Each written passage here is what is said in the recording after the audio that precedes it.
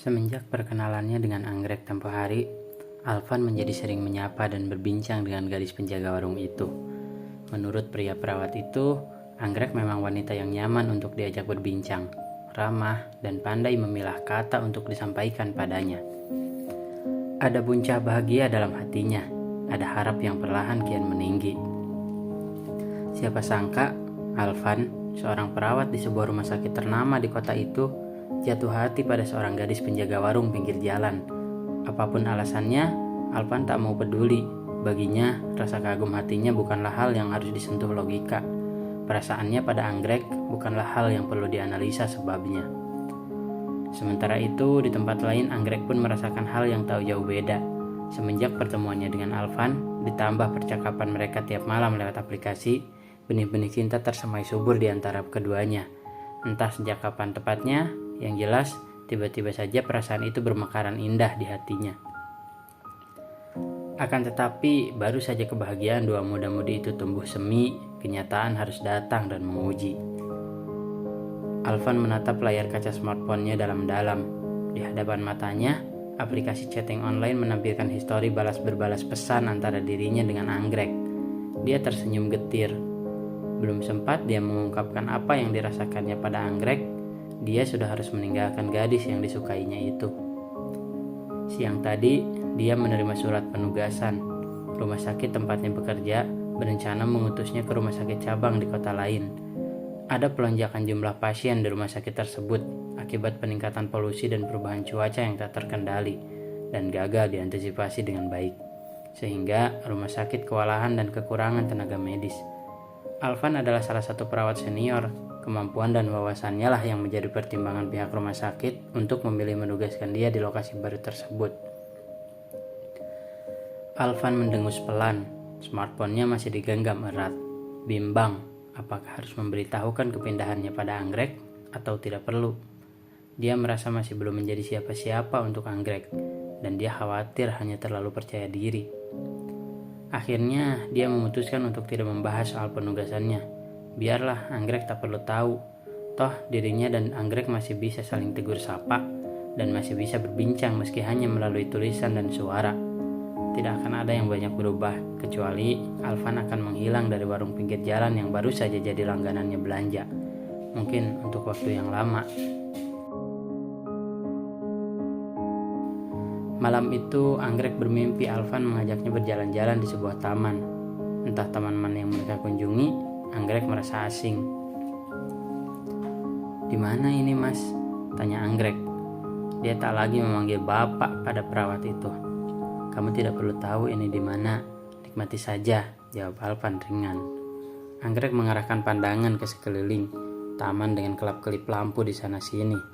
Satu buah bola lampu berdiri terang di tengah, menerangi bunga-bungaan dan beragam tanaman di sekitar. Di beberapa sudut taman, menempel tanaman-tanaman anggrek berdaun pipih panjang. Bunga-bunganya tengah sempurna mekar, warnanya pun beragam. Indah semuanya. Anggrek senang. Ia terpesona dengan pemandangan taman yang dikunjunginya. Meski remang karena malam, ia tetap menikmatinya. "Terima kasih, Mas. Kamu sudah mengajak aku ke sini. Aku sangat senang." Anggrek masih terperangah kagum. Alvan tersenyum. "Ini bukan apa-apa, anggrek. Ada satu hal lagi yang ingin aku perlihatkan padamu." Anggrek menoleh, penasaran. Tatapannya yang menunjukkan itu. Alvan menunjuk ke salah satu sudut taman. Di sana, anggrek melihat seorang pria parubaya yang memperhatikan mereka dengan tatapan teduh. Aneh, padahal dari tadi anggrek sudah meneliti setiap sisi dan sudut taman, termasuk arah yang ditunjukkan Alvan. Tetapi ia tak melihat pria itu sebelumnya.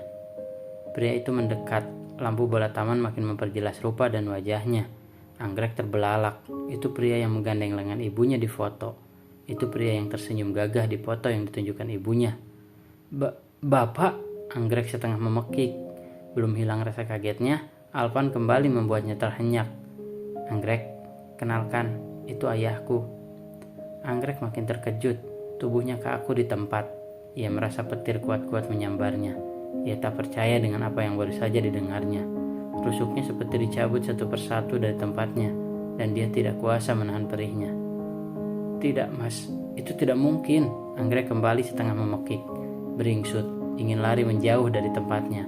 Tetapi kakinya terasa beku, yang bisa ia lakukan hanya terbata-bata bicara. Ia berusaha membantah, tak percaya, atau lebih tepatnya tak mau percaya apa yang baru saja didengarnya. Pria yang ia percaya sebagai ayahnya itu mendekati dia dan Alvan. "Yah, ini Anggrek, wanita yang ingin kujadikan istri." Alvan memperkenalkan Anggrek pada ayahnya. Senyuman Alvan tampak sangat bahagia. Anggrek menatapnya pilu, berkeringat dingin. Anggrek ingin berontak, masih tidak bisa menerima jika pria yang diceritakan ibunya sebagai ayah Anggrek juga ternyata adalah ayah Alvan. Pria asing itu mendekat ke arah Anggrek. Tatapannya datar namun cukup dalam. Anggrek termangu. Pria itu lalu menangis. "Maafkan ayah, Alvan. Kalian tidak bisa." "Anggrek, dia adalah adikmu." Suara ayahnya bergetar putus-putus. Hening. Anggrek bisu, pun Alvan.